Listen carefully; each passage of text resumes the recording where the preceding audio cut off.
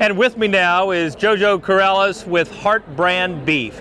Jojo, thanks for giving us a few minutes today. Absolutely, pleasure to be here. Let's talk about the beef business for a minute. I'm interested, what are some of the key trends that are shaping our industry as you look out over the next 10 or so years? Yeah, I think the future is bright for the beef industry, and we're really excited kind of the trends that we've seen. So as you look over the past 10, 20 years, and you look at where the customer is leading us, I really feel our beef customer is asking for more information. They're becoming more educated. They want to know where their beef came from, how it was raised, what region it came from. And in our specific experience, they want to know what breed it is. Yeah. So I think as that customer goes to this grocery store and to the restaurants, they want to have choices more than anything. And I think we realize as beef producers, we have the best animal protein there is, and we're proud of that. But if our customers would tell us where our opportunity is, it's making beef more consistently better. So we're in the marbling breed, and we want to give that good, wholesome flavor and tenderness and juiciness to it, but we have to do it consistently, I think, to have future. And I think in the next 10 years, I think the branded beef program is not going away. I think the customers are going to want more options, and I think that'll have a long stay here. Clearly there's a huge proliferation of branded beef programs, and HeartBrand is one of them. I'm curious, as you survey the landscape of branded beef programs, particularly highly marbled branded beef, what do you see out there? Well, I think the Akushi genetics have been used many different ways within branded programs. So HeartBrand, we use the Akushi exclusively in our program. They must be DNA verified through the breed association. And in our program, we allow 50% and above to come into our beef alliance.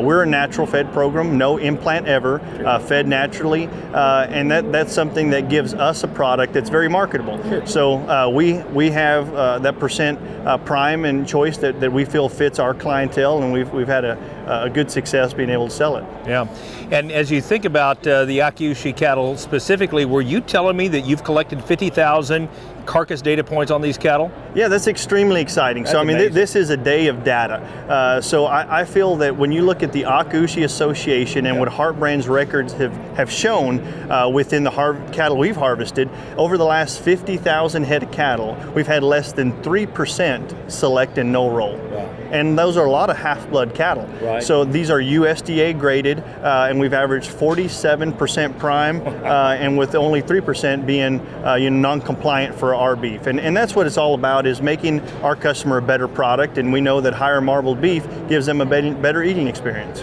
No doubt marbling and quality is important, but I know the folks I talk to, they don't want to sacrifice gain and weight. And so I'm curious, as you've selected more for gain and some feed efficiency, what have you seen happen from a quality grading perspective? Yeah, so when I was introduced to the Akushi cattle over 15 years ago, when I first saw them, I thought they had a niche that was so unique to be able to apply marbling, yet have a functional body type. Okay. So I think when we first started in 2009, and our cattle team being able to look at trying to have a bull that a commercial buyer would be accepting of. I agree with you, marbling's important, carcass and tenderness are important, but if you can't get their efficiency, you really haven't gained any ground. So as we've increased gain, muscle, body type, and especially maintaining those traits like fertility and feet and legs, our marbling has not taken a step back. Really? That's something that we've really had to keep an eye on in the ownership of HeartBrand, make sure that we do not give up the trait that brought us to the table. In fact, in 2018, our percent prime has actually been about 8-10% higher than our last 50,000 head killed. That's an incredible testimony. So I'm curious, you mentioned commercial cattlemen. When commercial cattlemen come to buy a bull, what are they looking for? Yeah, so we sell our bulls for commercial prices. $5,000 to $10,000 is where most of our bulls are sold, and they're wanting a bull to go out usually on their own commercial cattle that are adapted to their environment. Sure. We don't tell them what season they need to calve in, exact brand of vaccine. Usually these are the guys, Kevin, that are already progressive. They're already doing all these things that are making better animals, and we're just introducing a higher marbled breed on top of that. And what they're looking for is to not give up weaning weight, and they're wanting to be able to market those calves easier. So the HeartBrand buyback program has allowed them to increase their amount of income with maintaining everything the same except changing the bull they use.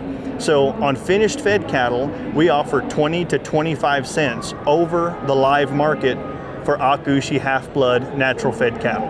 And on weaned calves, that premium will usually range between $100 to $150 is what they should expect. So we'd love to have those Akushi calves back. Sure. I mean, that's what we're in the business of doing, is selling beef, but it's strictly their option. It's not mandatory to sell back, and if they have a better outlet for them, they're more than welcome to it. That's incredible. And in these kind of economic times that we've been dealing with over the last couple of years, every $100, $150 really counts in the cattle business. Without a doubt. Thank you so much for coming and sharing this perspective with us, JoJo. Absolutely, enjoyed it. You bet. Yes, sir. And if you'd like to learn more, please go to HeartBrandBeef.com.